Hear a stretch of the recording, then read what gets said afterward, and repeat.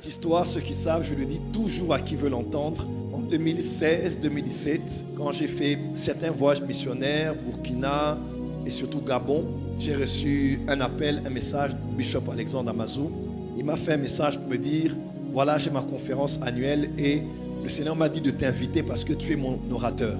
Et honnêtement, j'ai vu les orateurs qu'il y avait là. Il y avait le légendaire Dr Mensa Otabil, qui est son père spirituel. Il y avait le Bishop Tudor Bismarck, qui est un de ses mentors, qui est notre chairman de la coalition du Concile des apôtres de l'Afrique. C'est même lui qui m'a introduit dans ce réseau. Et, Bishop, que Dieu se souvienne de toi. J'ai dit pourquoi moi? Parce que je sais déjà qu'il connaît beaucoup d'orateurs, mais avoir pensé à moi m'avait beaucoup touché. Et surtout, je n'étais pas dans une période où j'étais recommandable. En tout cas, j'avais une très mauvaise réputation sur le plan corporatif. J'avais des portes qui m'étaient ouvertes, mais l'imaginaire collectif de la francophonie, en tout cas, n'était pas très ouvert envers ma personne et mon ministère. Et je me disais, mais qu'est-ce que Dieu lui a dit? Mais Dieu m'a dit. J'ai dit, oh, mais Dieu l'a dit quoi? On l'a prophétisé, il a réussi. Donc quand c'est lui qui me demande, je ne le refuse jamais. Parce que déjà, je l'aime vraiment avec mon cœur et j'ai une dette éternelle envers cet homme de par ce qu'il a fait et apporté dans ma vie et mon ministère.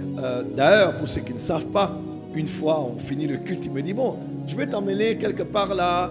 Il y a un jeune qui a un ministère, il rassemble des gens, c'est un de mes fils, il travaille bien, il est là, il t'aime beaucoup. Et puis bon, voilà, j'ai dit, Bishop, je suis fatigué. Il dit, non, tu viens, on ne va pas durer, juste tu arrives là-bas, tu travailles. Et vous savez, c'était qui? L'apôtre Arnold. Donc, je connais l'apôtre Arnold par le Bishop Alexandre Amazou. Le premier concert de maman en Côte d'Ivoire, de maman Simiane, c'est le Bishop Amazou qui l'a invité, qui a tout organisé. Il a tout payé, c'était à l'hôtel Ivoire. Il a tout payé, tout réglé. Ah, papa, bato boye penza. Ah, na Congo bazo minimiser bino même paya. Beta maboko a bien. Alors sans plus tarder, l'apôtre, notre invité est avec nous aujourd'hui. Il est avec nous demain et clôturera avec nous dimanche et va devoir rentrer. C'est un homme qui a de grandes responsabilités et c'est vraiment pour moi un privilège de le recevoir ici ces 3 prochains jours. Amen. À Kinshasa, nous prions pour Kinshasa, nous prions pour la RDC et nous savons que Dieu nous fera grâce. Je viens de la Côte d'Ivoire, j'ai vu comment les Ivoiriens travaillent, comment le pays est organisé, comment les choses ont été développées. Je prie que Dieu nous fasse grâce aussi ici, que les choses aillent vite. Comme nous les avons entendus, ça fait presque 7 ans maintenant. Amen, amen. Et la Côte d'Ivoire et la RDC est pratiquement un même pays. Nous sommes pratiquement le même peuple et nous nous aimons énormément. La RDC a énormément influencé la Côte d'Ivoire. On parlerait même du cacao. Si on remonte vraiment à l'origine, l'histoire nous parle d'un homme qui avait emmené ça aussi en Côte d'Ivoire pour faire tester les Ivoiriens. La plupart de la musique qu'on a ici est consommée de l'autre côté. Et tout ce qui est de la Côte d'Ivoire est autant ici. Et la Côte d'Ivoire a toujours été un pays très très hospitalier pour tous les Congolais. En tout cas, sur les plans des médias, vous allez voir des Congolais qui travaillent comme journalistes, présentateurs dans les églises. Les pasteurs congolais ont des églises, travaillent dans la plus grande facilité, même administrative. Bref, même les musiciens séculiers, quand ils vont en Côte d'Ivoire, on dirait en Côte d'Ivoire, quand on t'accepte en Côte d'Ivoire, on t'a accepté partout. C'est un pays vraiment béni de Dieu. Et nous sommes honorés d'avoir un des pères de la Côte d'Ivoire, une des colonnes de la Côte d'Ivoire parmi nous. Croyez-moi, cet homme, on ne l'a pas juste parce qu'on veut l'avoir. C'est un honneur et une grâce de l'avoir parmi nous. Et avant que je le présente, on va tous se lever et déjà acclamer pour le Seigneur. Je le présente et il va avancer. Acclame bien, acclame bien. Acclame d'abord bien, avant que je le présente.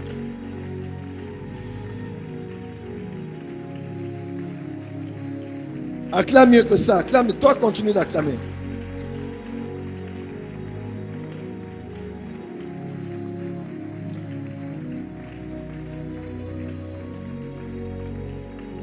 Amen. Alors, je le présente ainsi ce soir. Je dirai plus des choses dimanche. Mais j'aimerais présenter notre orateur que vous avez déjà vu sur les affiches, qui n'est plus à présenter, surtout dans la francophonie.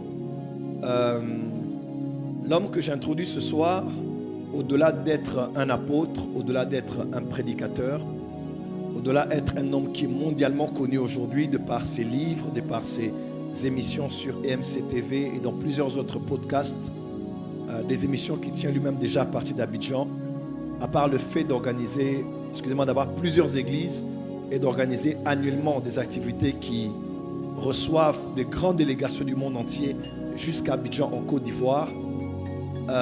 L'apôtre Alexandre Amazou est un frère pour moi. Et quand je dis c'est vraiment un frère, c'est vraiment un frère.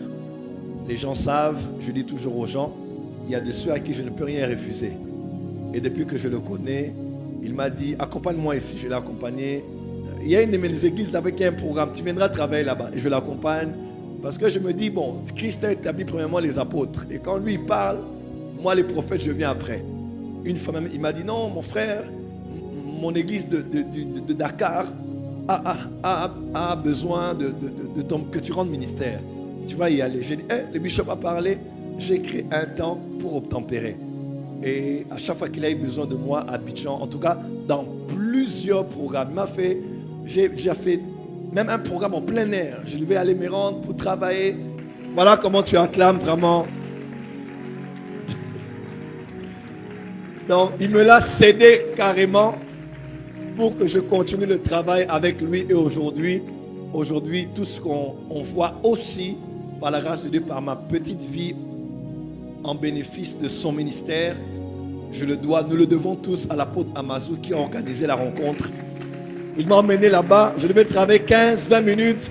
J'ai travaillé plus de 2 heures, les gens tombaient de partout. Il y avait une terrible onction et c'était fort. Et pour la petite histoire, ceux qui savent, je le dis toujours à qui veut l'entendre.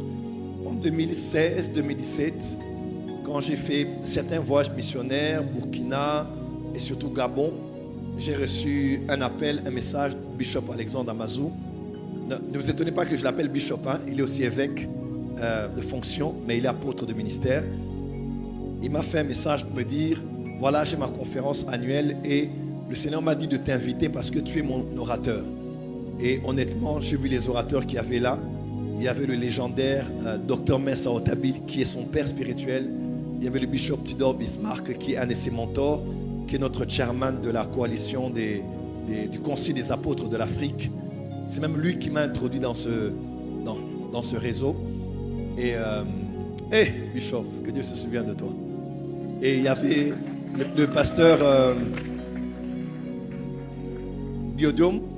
Là, c'était la deuxième ou la première? Voilà. Donc, j'ai travaillé successivement dans 3 de ces conventions. Bon, j'ai travaillé plusieurs fois dans son église. Veillée, programme, même bénédiction de l'Alliance au mois de décembre. Et quand il m'a invité, bon, j'ai vu d'abord les orateurs qui étaient là.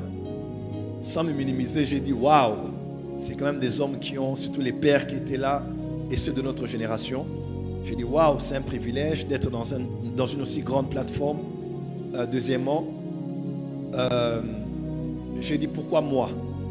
Parce que je sais déjà qu'il connaît beaucoup d'orateurs, mais avoir pensé à moi m'avait beaucoup touché. Et surtout, je n'étais pas dans une période où j'étais recommandable. En tout cas, j'avais une très mauvaise réputation sur le plan corporatif. J'avais des portes qui m'étaient ouvertes, mais l'imaginaire collectif dans la francophonie, en tout cas, n'était pas très ouvert envers ma personne et mon ministère. Et je me disais, mais qu'est-ce que Dieu lui a dit? Mais Dieu m'a dit. J'ai dit, oh, mais Dieu l'a dit quoi? On l'a prophétisé, il a rêvé, il a vu. J'ai dit, bon, je vais aller. Et j'ai pris mon avion. J'étais avec le pasteur Espérance d'ailleurs. Lui, il prêchait chez le pasteur Raoul Wafo. On a pris le même vol. On est arrivé. Et quand ils m'ont reçu, Dieu m'a dit de t'inviter. Donc, à vrai dire, pour vous expliquer, tout ce qu'on voit comme réconciliation qui a eu lieu, ça fait plus d'1 année, la personne qui avait cru en ça avant nous tous, c'était le Bishop Alexandre Amazou. Et il me disait ça. Il me disait, non, tu dois être avec elle. Il faut que tu sois avec elle. Il faut que vous soyez ensemble avec elle. Il a même organisé un programme. Il nous a pratiquement forcé à prêcher ensemble dans le même programme.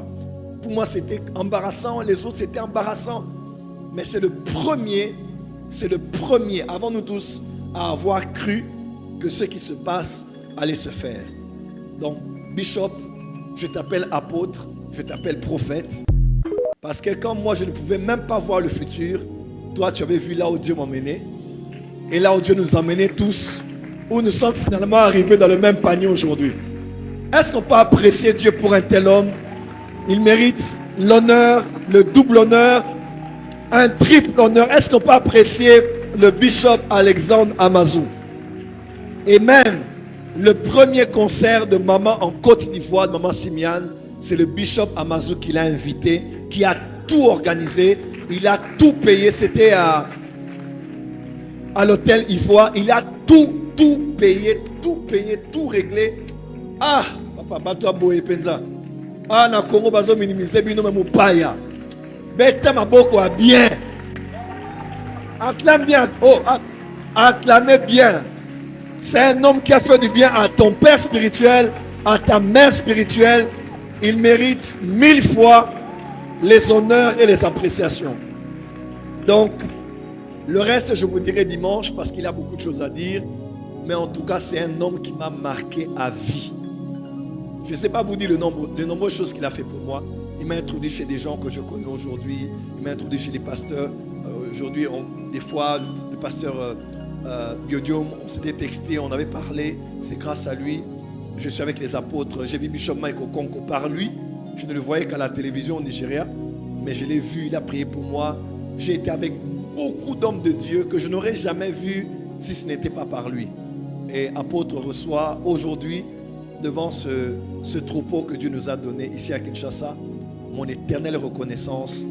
Parce qu'avant tous ceux qui sont avec moi aujourd'hui, tu as cru en moi. Je me demandais même, qu'est-ce que je fais de spécial? Je n'avais pas des portes ouvertes, je n'étais pas marié, j'étais même en situation irrégulière. Irrégulière. Mais il m'a dit, Dieu m'a parlé à ton sujet. Il m'a invité. On l'a appelé, on l'a dit des choses. Il m'a réinvité. On l'a appelé, on l'a dit, il m'a réinvité. Et je dis, c'est vraiment un homme qui écoute Dieu. Et merci, merci. J'en ai même des larmes parce que j'ai comme des images qui me reviennent. Mais merci de tout cœur. Que le Dieu de la porte des cieux de Hanouka te bénisse, ton épouse et ton ministère, de tout ce que tu as fait pour moi et pour nous. Aidez-moi à accueillir ce soir. Il est accompagné de son assistant, le pasteur Ismaël, qu'on acclame très fort. Vous balancez la main. Voilà, il m'a dit, il ne peut pas prêcher en haut, il va prêcher en bas. Aidez-moi à accueillir l'apôtre Alexandre Amazou très fort. On acclame pour le Seigneur.